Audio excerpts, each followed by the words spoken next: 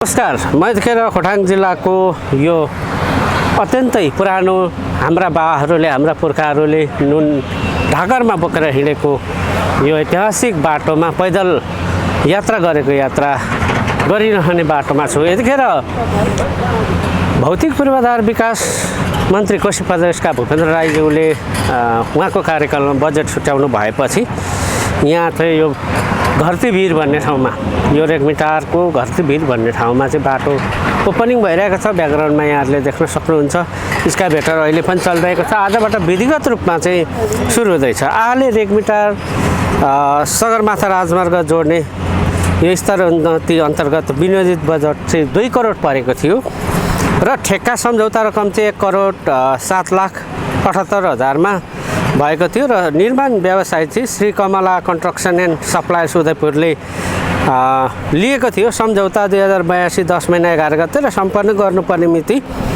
2083 2 महिना 31 गते रहेको थियो र यो सम्पन्न त भएको छ र यस साहसिक 2वटा स्काइभेटर का अपरेटरले त्यसरी यो भीमकाय पहाडलाई जो घर्तीभिर पनि भन्छ र महभिर पनि भन्छ यसलाई फुटाएर आजबाट खोटाङ जिल्लाको आधा जस्तो उत्तरी बेल्टको भूभागहरू विशेष गरी पुरानो सदरमुकामदेखि उकालो रिक्तेल बजार आसपासका भूभागहरूले तराई सदा भने चाहिँ नुनथला माथि मौरे हुँदै झर्नु पर्थ्यो। बुइपा छिचोलेर राजापानी छिचोलेर भने अब छोटो दूरीमा उनीहरू यो घर्तीभिरको बाटो छोटो रूपमा हिँड्नेछन् र पुरानो बाटोभन्दा करिब 3 घण्टा फरक अन्तरमा चाहिँ छोटो दूरीमा यात्रा गर्नेछ र सिधा तराईसँग जोडिनको निमित्त स्थायी रूपमा भएको छैन, समय लाग्न सक्छ। तर ट्र्याक ओपनिङको हिसाबमा आजबाट औपचारिक रूपमा यहाँ उद्घाटन भएको छ। अब भने तराई खास गरी पूर्वी पहाडबाट पूर्वी तराईसँग जोड्ने एउटा महत्त्वपूर्ण खोटाङ जिल्लाबाट पूर्वी तराई एरिया जोड्नको निमित्त महत्त्वपूर्ण भूमिका खेल्ने यो बाटो तराईबाट उद्घाटन भएको छ।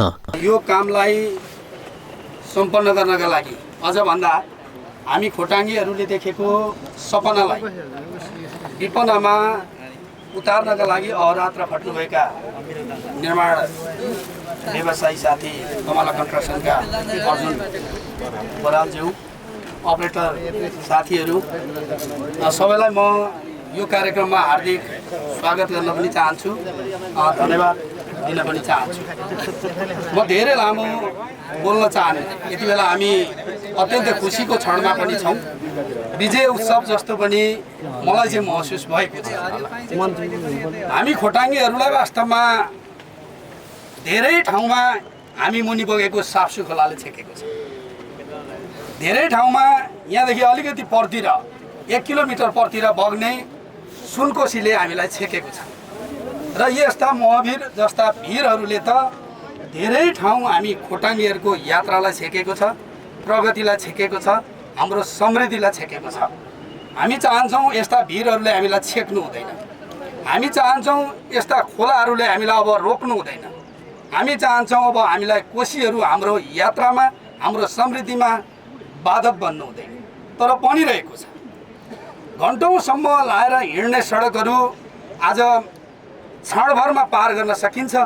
तर हामीले समृद्धि भित्र्याउन नसक्दा, हामीले सडकहरू बनाउन नसक्दै गर्दा अहिले पनि हाम्रो पूर्वकालदेखिको हाम्रो पुर्खाहरूले हिँडे जसरी हामी अहिले पनि नाति पुस्ताहरूले हिँडेर हाम्रो यात्राहरूलाई तय गरिरहनु परेको यथार्थ हो। त्यो कुरालाई हामी चिर्न चाहन्छौँ।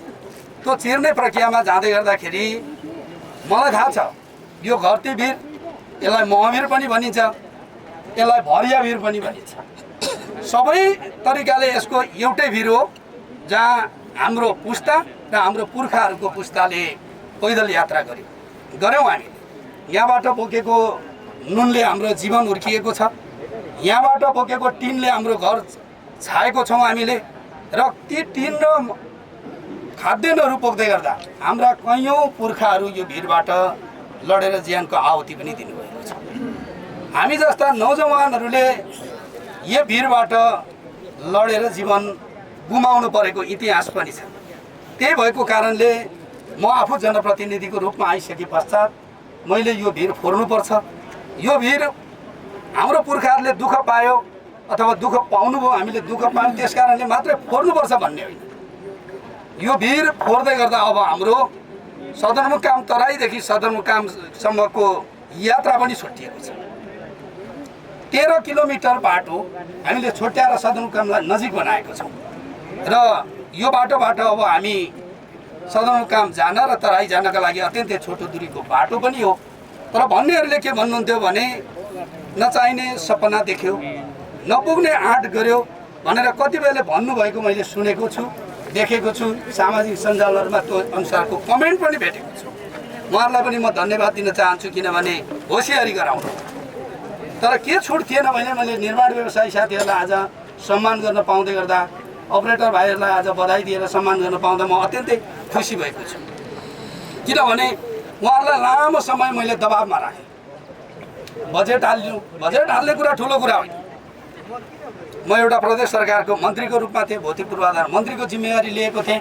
हामीले बजेट हाल्यौँ, तर बजेट हाल्दै गर्दा केही कामले यो बाटो नखनिएको थियो भने, यो भिर नफोरिएको थियो भने आज सबैभन्दा बढी बेइज्जत चाहिँ फेरि मेरो हुन्थ्यो। नपुग्ने ठाउँमा बजेट हालेर फिर्ता भयो भन्ने कुरा पनि आउँथ्यो होला, अथवा यहाँ कुनै एउटा दुर्घटना मात्रै भइदिएको थियो भने त्यसको रिस्क पनि मैले पहिलो उठाउनु पर्थ्यो होला।